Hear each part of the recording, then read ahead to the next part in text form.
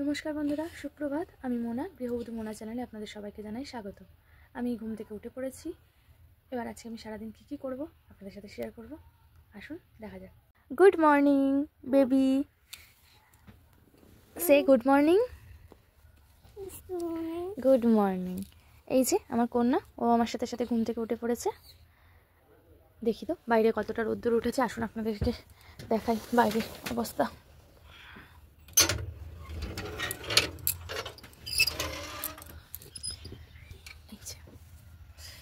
বাইরেটা জানলা দিয়ে।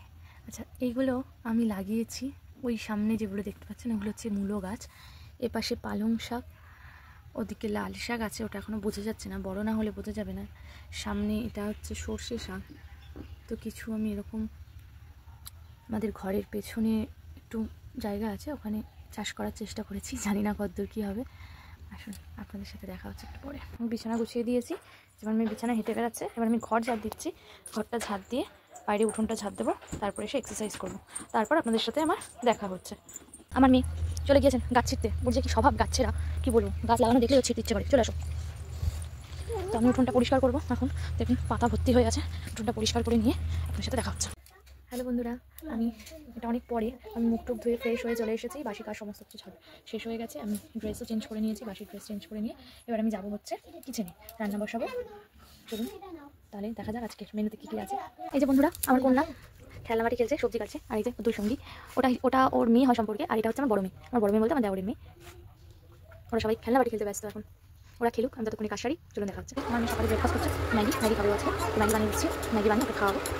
ম্যাগিটাতে স্ন্যাকটা একটু ভালো, ম্যাগিটা খেতে সবকে খাইয়ে দাইয়ে আসি।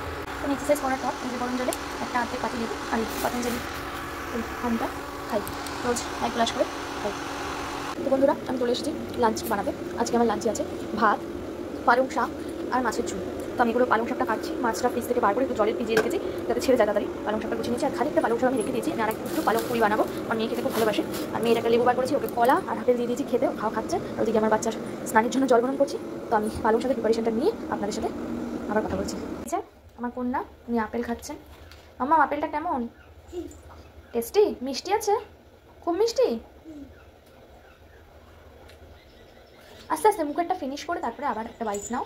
একবারে খায় না। আপেলটা খেয়ে উঠে স্নান করবে, তাই না মা? তাই তো?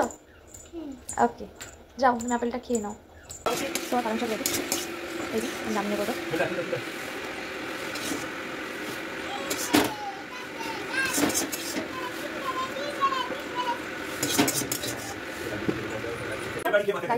আমার পালং শাক রান্না করা হয়ে গেছে, এদিকে ভাত হয়ে গেছে। এবার আমি বসেছি কড়াই, গরম মুখে তেল দিয়ে আমি মাছ ভাজছি, মাছের ঝোল করবো।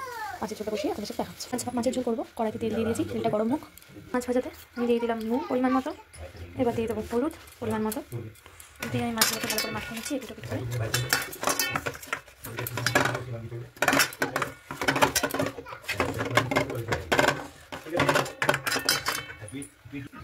তেল গরম হয়ে গেছে, এবার আমি এতে দিয়ে দেবো নুন একটুখানি, যাতে মাছটা না লাগে। কড়াইয়ের এপাশে ওপাশে লাগে আমি। কড়াইয়ের গ্যাসটা আমি একদম গ্যাসটা কমিয়ে নিয়েছি। এবার এতে ছেড়ে দেবো একটা করে।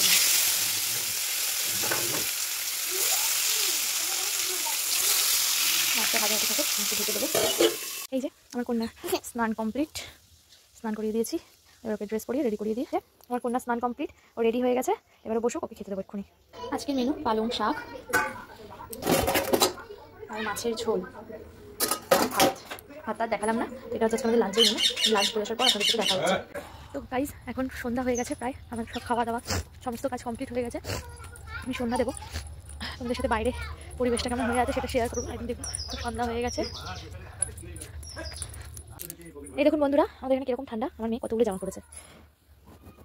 একটা এর নিচে একটা আছে সাদা, একটা ফুল হাতা, ওটাও দুটো, এখানে তিনটে। ঠিক আছে, এই যে প্যান্ট পরেছে, এই তলায় আরেকটা প্যান্ট আছে। এই দেখুন দুটো প্যান্ট, এই দেখুন দুটো প্যান্ট পরেছে, ফুল প্যান্ট, ওটাও মোজা দিয়ে। এই যে উনি রেডি হয়েছেন, ওর জ্যাঠার বাড়ি যাবে তাই জন্য। মাম্মা হাই বলো। তুমি কোথায় যাচ্ছ আগে বলো, তুমি কোথায় যাচ্ছ? আমি জার বাড়ি যাচ্ছি। জার বাড়ি যাচ্ছ? কি করবো ওখানে গিয়ে? ওখানে গিয়ে খেলা করব। কার সাথে?